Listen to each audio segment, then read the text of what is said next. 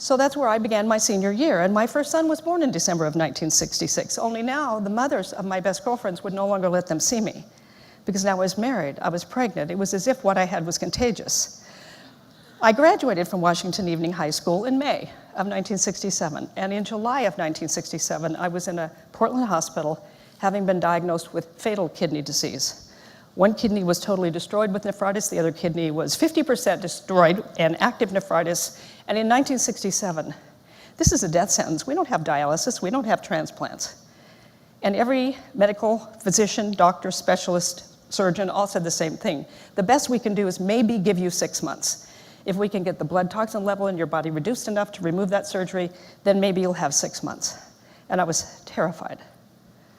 And my belief system at that time was this was happening to me. I was being punished for being a bad girl, and I was being punished. Well, the night before the surgery, a woman walked in my room about 10 o'clock at night who identified herself as a chaplain offering prayer for people who were going to have surgeries the next day. Did I want prayer? And I'm thinking, well, the God of my upbringing probably needed to have some anger management classes, but it's the only God I knew at the time. And I said, well, maybe. And she pulled her chair next to my bed. She didn't do anything that looked like prayer. She talked to me, and she asked me to tell her what had been going on in my life the last year or two, which I did. And when I was finished, she said, Mary, everything's created twice. What do you mean? She said, you know this. In fact, everybody knows it. Almost nobody knows the power of knowing this. She said, the bed you're laying on, the nightgown you're wearing, the sheet covering you, the walls, the ceiling, the floor, all the machinery you're hooked up to first had to be a thought before it could be a thing. You know this. And then she said, I hear how much you love your little boy, but I also hear how much you've been hating yourself. You feel like you shamed yourself. You shamed your school. You shamed your family. And now that you're thinking how everything's created twice, could you consider that there could be a correlation? Because notice this, Mary.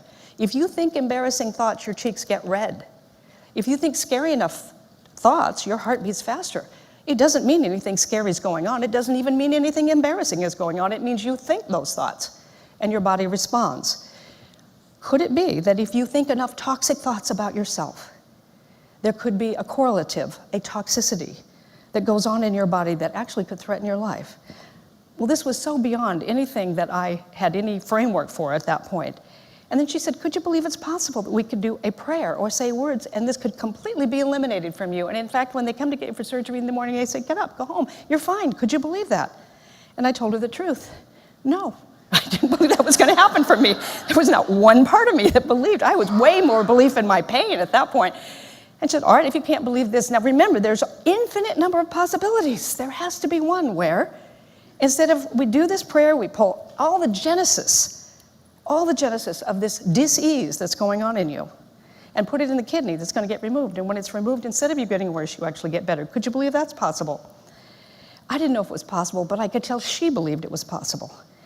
And I believe it was the first time I ever chose to believe on the frequency of someone else's belief who was operating at a higher domain, and I said, maybe it's possible. And remember, this is before Sheldrake and David Bohm and quantum field science and all the things that there was, and at this point, there was no mind-body clinic at Harvard. I mean, this is all, in the last 40 years, so much has happened.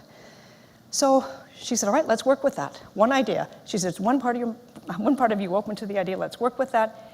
She said some words.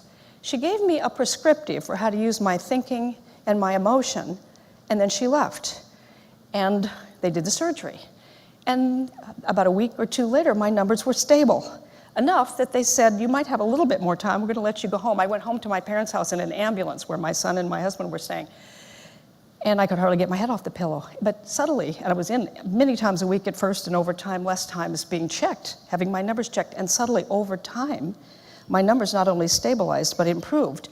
And 4 or 5 months later, I'm sitting in a doctor's office with the surgeon and the specialist and my regular GP, and they're scratching their heads saying, we have no science for why your one kidney is not only getting worse, it seems to be functioning as a perfectly whole, fine kidney, and we don't have any science for this.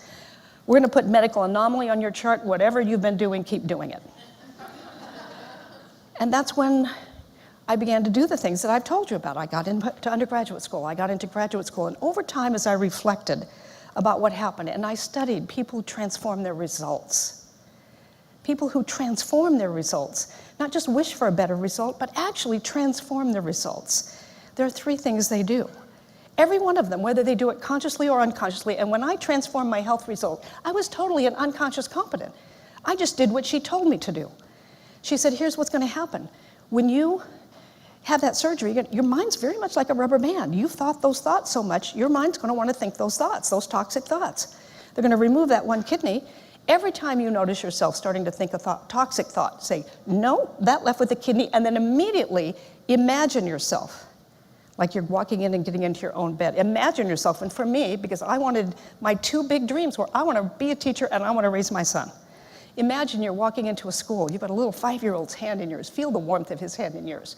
You walk up to a teacher, he goes into his kindergarten class, you hear the click, click, click of your heels, you go around the corner and there's your classroom and you're a teacher and he's 5. Imagine yourself, then fast forward, she said, and imagine yourself, you're sitting in a big auditorium and there's caps and gowns down there. Your son's 18, he's graduating from high school and you're there and your teaching career is growing. And then fast forward and imagine that you're sitting in the front row of a wedding and you're the mother of the groom, and your son's marrying the love of his life, and your teaching career is flourishing. Keep repeating that. I had done that unconsciously. Every time I would start to think, oh my gosh, and start to generate that wavelength of self-loathing, I said, no, that left with the kidney, and then I saw myself, and I imagined being the person taking him into kindergarten, being the person, seeing him graduate, being the person sitting in the front row of his wedding. I had no idea the power of that. But after 45 years of studying and tens of thousands of people, what I know are these 3 things, that when we get together next year for our reunion, and if you would love to be able to share results in particularly 1 or 2 areas of your life where you feel the greatest longing and the most discontent, then these 3 things will help you. Number 1, you want to create with clarity a specific dream. Imagine yourself, health. What would you love? Relationships. As clearer the dream you can design, the more your brain can work on that frequency. You know if you want to change your television channel, you got to change the frequency. You know if you want to change the radio station you're listening to, you got to change the frequency. We're not really different. We think on frequencies. Our ability to see and not see opportunities are on the frequencies we think from. Create a specific dream. See yourself in it. Refuse to stay discouraged. I didn't say refuse to get discouraged. We're all going to get discouraged. Not everything we try is going to work out. We learned to walk by falling down. We just didn't stay down. We were little kids. It was normal to explore, experiment. We got older and we thought every step we take has got to work out. So decline to stay discouraged. Okay, that was feedback. When Edison was asked, how did you survive 10,000 failures? He said, I never had a failure. It was all feedback. You'll have some feedback this year. Decline to stay discouraged. And then be more interested in the growth that will happen for you by means of having a dream. Yes, many, many wonderful things will happen if you become a dream builder. Not a dreamer, a dream builder, because you're going to create results anyway. But to stay in the comfort zone means you're going to keep having what you've had, because that's where you're comfortable. If you want to have something you've never had, do something you've never done, that's growth. We're a little unstable in that part of our life. So if you're more interested in growth than comfort, you're willing to be interested a little bit in growth because it's more for you than what's been, and do that in service of your dream. So those 3 things: be specific about your dream, decline to stay discouraged, be in service of your dream through the growth that happens, and you can have that every single day during this 365-day experiment before we have our reunion next year. Now, not one of us can go back and change what's back there, but every single one of us can decide what's going to be out there. Thank you.